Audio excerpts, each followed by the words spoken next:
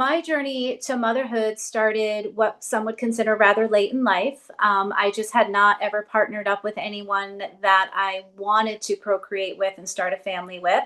And then all of a sudden I did. And I happened to be 38 years old at that time, 37 when we met, and 38 years old when we started talking about starting our own family.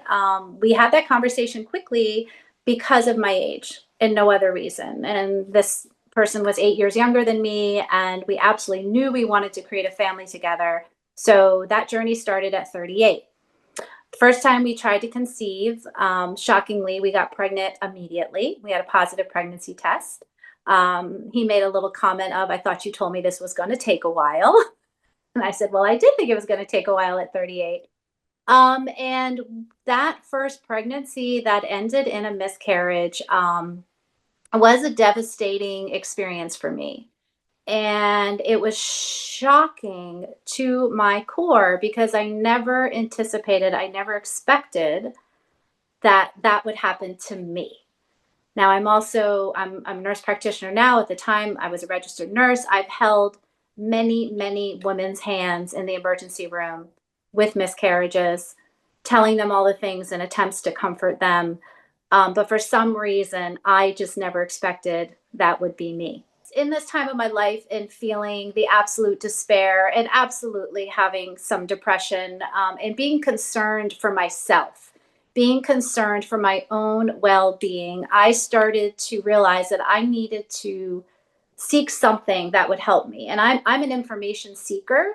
I like to absorb information to help me to process what I'm thinking and experiencing.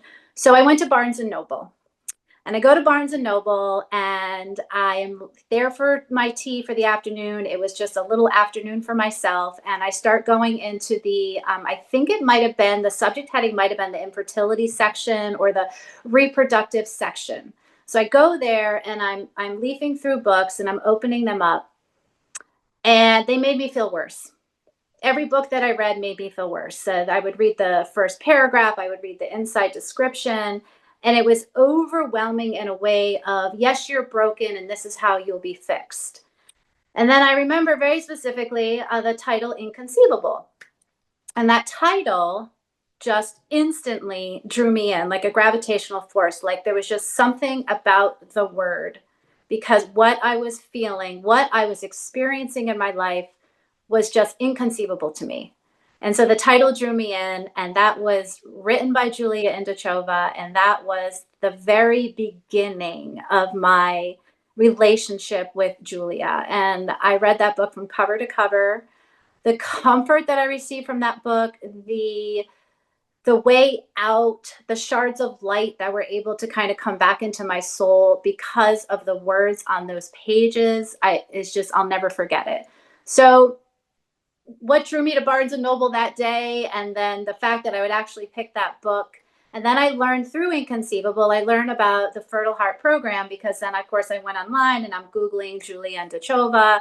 That's when I learned about the Fertile Heart and all the resources and all the different ways that I could connect with Julia.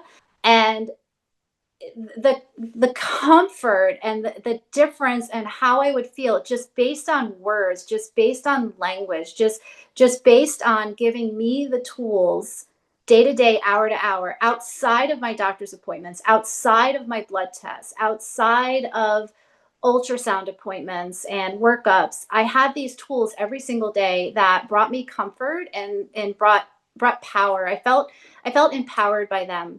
The imagery, the use of, Julia has this beautiful way of taking a word that is a traditional medical term, but has such a negative connotation to it. And then she can describe that experience in the same way with a different word that just feels good and feels like something you can step into and that you want to step into.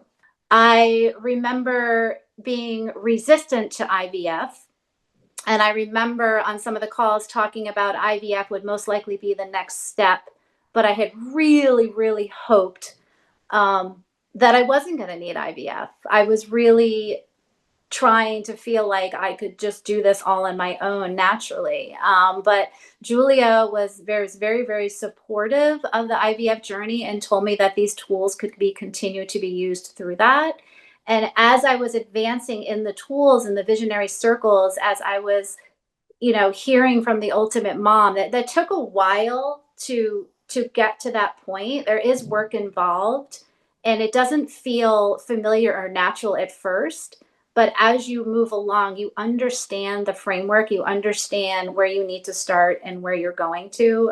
It's just such a beautifully thought out program from a metaphysical, really. It's metaphysical. I mean, it's incredible in my mind.